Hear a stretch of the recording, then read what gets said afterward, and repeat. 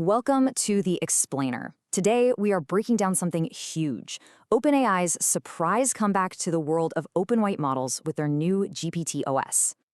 Okay, let's just dive right in. This is a big deal because it's the first time OpenAI has dropped a fully open weight model since GPT-2, way back in 2019.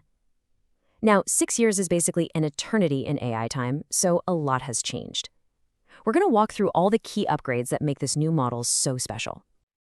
To really get a feel for what makes GPT-OSS so powerful, we kind of have to hop in a time machine. At its heart, it's still a transformer, but the details? Oh, they have evolved so much from its ancestor, GPT-2. It's all these small, super clever tweaks that add up to one giant leap in performance. So let's get into the nitty-gritty, the architectural upgrades. Now, these aren't some radical out-of-the-blue inventions. Think of them more as a series of smart, super efficient improvements that have pretty much become the gold standard for any modern large language model. First up, let's talk normalization. GPT-2 used something called LayerNorm to keep all the math inside the model stable. But today, GPT-OSS uses RMSNorm. The key word here is simplicity. RMSNorm just skips one of the complex calculations, which makes it way faster and a whole lot more efficient to train on GPUs. It's a tiny change that gives a huge boost in speed. All right, next. How does the model know the order of words in a sentence? Well, GPT-2 used what are called absolute positional embeddings. It basically slapped a unique label on each word's position. Kinda clunky. The new way is rotary position embedding, or ROPE, and it's so much cooler. Instead of adding a label, it literally rotates the data to encode its position. It's just a more elegant solution, and it really became the industry standard after the Llama models made it famous. Even the model's internal light switches, the activation functions, got a major upgrade.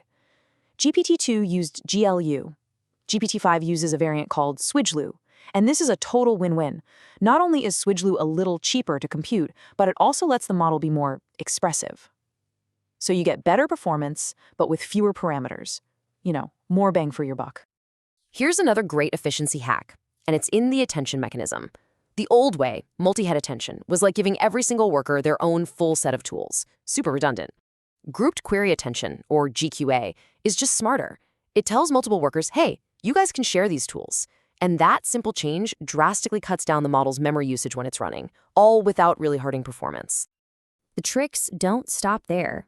GPT-OSS also uses something called sliding window attention in every other layer. So instead of trying to look at the entire history of a conversation all at once, which is just computationally insane, it only focuses on a small, recent chunk of text. It's a huge shortcut. And here's a fun fact. It turns out OpenAI was already using a similar idea all the way back in GPT-3. Okay, now we get to one of the biggest changes of all, the mixture of experts architecture. You'll hear this called MOE. This completely changes how the model works, especially in the feed-forward layers, which is where like 90% of the model's parameters actually live. The best way to think about this is like a hospital, right? Instead of one general doctor trying to handle every single problem, a smart routing system looks at each piece of information and sends it to a small team of the very best specialists for that job. This is what makes MOE so brilliant. It lets the model have a massive number of parameters for storing knowledge, but it only activates a tiny fraction of them for any given task. That's how you get all that power while staying super fast and efficient. So, with all these new parts, how does GPT-OSS actually compare to another modern model? Well, let's put it head-to-head with a major competitor, Qwen3, because it really highlights a fundamental design choice. Check this out. This table reveals a really fascinating architectural trade-off. If you look at the transformer blocks, you can see Qwen3 is much deeper. It has 48 layers. GPT-OSS is shallower with only 24. But then you look over at the embedding dimension and you see GPT-OSS is significantly wider. So what does that even mean, wide versus deep? Well, you can think of a deep model like a skyscraper, lots of floors, one on top of the other. Processing has to happen sequentially, floor by floor. A wide model like GPT-OSS is more like a sprawling campus with lots of buildings side by side. That wider design allows for a lot more parallel processing, which usually makes it faster to run. But, all these architectural details, as cool as they are, they're not the whole story. The real game changer here is how OpenAI managed to make this incredibly powerful model so darn accessible. The secret sauce is a trick called MXFP4 optimization. Now that sounds really complex, but in simple terms, it's a very clever way of shrinking the numbers used by those expert modules we talked about.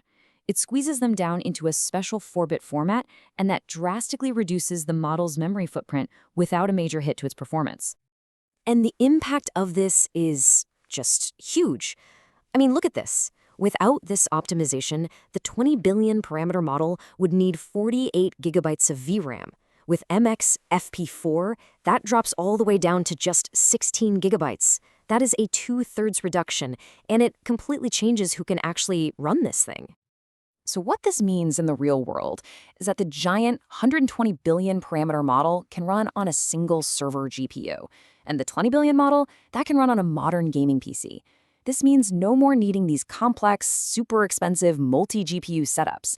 It makes powerful, large-scale AI practical for individual researchers, developers, and even hobbyists. It's just a massive step forward for accessibility. There also seems to be a real philosophical shift in how this model was trained.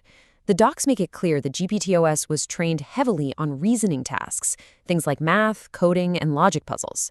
This really points to a growing idea in AI, that it's better to build models that are great at problem solving, not just memorizing a giant library of facts. And that leaves us with a fascinating final thought to chew on. As AI gets better and better at reasoning, at using tools like search engines, maybe we're heading into a new era, an era where what a model has memorized matters far less than how it actually thinks. Thanks for tuning in.